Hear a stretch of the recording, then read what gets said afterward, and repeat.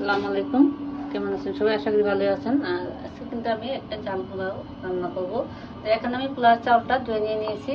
আর এখানে চাল পোলাও রান্নার জন্য পেঁয়াজ কেটে নিয়েছি, দারচিনি, এলাচ, কাঁচামরিচ। আর এখানে আমি মশলাটা রেডি করে নিয়েছি। সামান্য একটু লাল মরিচের গুঁড়ো, স্বাদ মতো লবণ, পরিমাণ মতো হলুদের গুঁড়ো নিয়েছি, আদা বাটা, রসুন বাটা, গরম মশলা, জিরা বাটা। আর এখানে নিয়েছি সামান্য একটু ধনিয়া গুঁড়া। তো চুলায় কড়াইটা বসায় দিয়ে দিয়েছি। আর এখন দিয়ে দিব আমি পেঁয়াজ কুচি,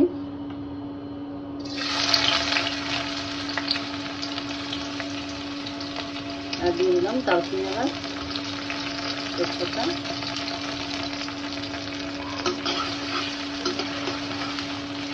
পেঁয়াজটা আমি একটু ভেজে নেব। তো পেঁয়াজটা ভাজা হয়ে গেছে। আর এখন আমি পোলাও চালটা দিয়ে নিয়েছিলাম, তো এখন দিয়ে দেবো।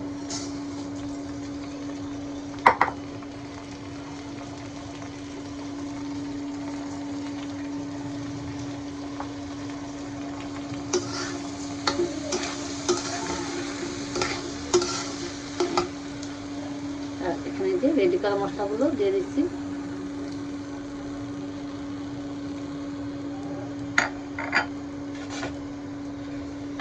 আর দিয়ে দিলাম কাঁচামরিচ পরিমাণ মতো।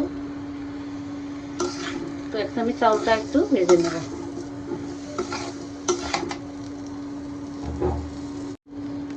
তো চাউলটা ভেজে নিলাম। আর এখন আমার চাউলটা ভাজা হয়ে গেছে। আর এইভাবে কিন্তু পোলাওয়ের চালটা ভেজে রান্না করলে, চাল পোলাও করে নিলে কিন্তু হয়ে গেছে। এখন কিন্তু গ্যাসও থাকে না, তো শর্টকাট। আজকে কিন্তু গ্যাসটা কম, এই জন্য আমি একটা চাল পোলাও রান্না দিয়ে দিচ্ছি।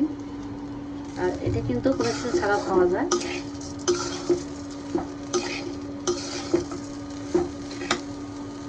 তো এখন আমি দিয়ে দেবো, এখানে গরম পানি করে রেখেছিলাম, পরিমাণ মতো দিয়ে দেবো।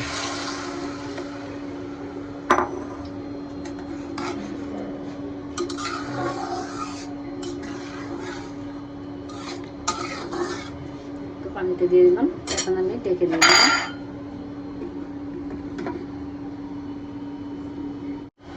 তো এই যে আমার ঝাল পোলাওটা হয়ে গেছে। আর এখন আমি দিয়ে দেবো এখানে ঘি। তো ঘিটা দিয়ে দিলাম।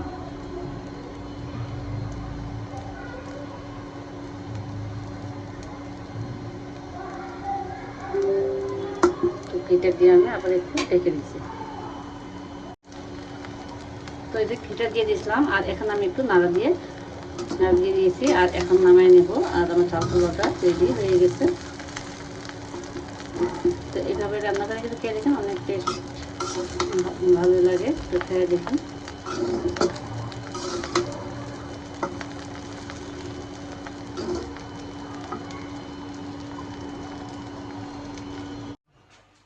তো এই যে ইফতারটা রেডি করি। আর আজকে আমি ঝাল পোলাও বানিয়ে নিয়েছি। আর ভাজা ভাজা কিন্তু করতে পারিনি, অল্প কিছু। আর গ্যাস বন্ধ হয়ে গেছে, অল্প একটু করে নিয়েছি। আর শরবত বানিয়ে নিলাম।